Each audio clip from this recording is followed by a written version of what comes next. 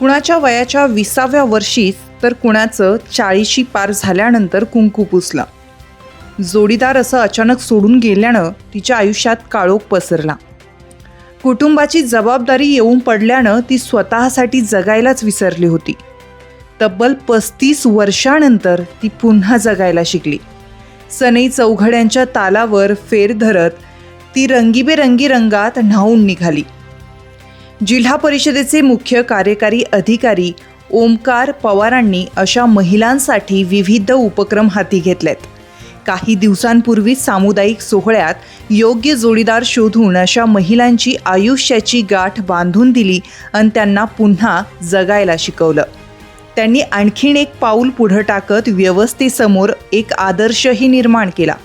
महिला दिनी बऱ्याच संस्था संघटनांनी पुरस्कार देऊन महिलांचा सन्मान करण्याची चमकोगिरी केली. काहींनी अन्य काही उपक्रम राबवले. पवार यांनी मात्र कपाळाचं कुंकू पुसल्यानंतर रंगपंचमीच विसरून गेलेल्या महिलांसाठी रंगोत्सव राबवला. या जिल्हाभरातून जवळपास 300 महिला सहभागी झाल्या. कुणाचं कुंकू वयाच्या 20व्या वर्षीच तर कुणाचं वयाच्या 55व्या वर्षी पुसलं गेलेलं. सनई चौघडाच्या तालावर फेर धरून मुक्त हस्ते रंगाची उधळण केलीच, शिवाय एकमेकींना रंग लावत रूढी परंपरांना छेदही दिला. बऱ्याच जणींच्या आयुष्यात रंगपंचमी 1-2 नव्हे तर तब्बल 35 वर्षांनी परतली आणि त्या भारावून गेल्या.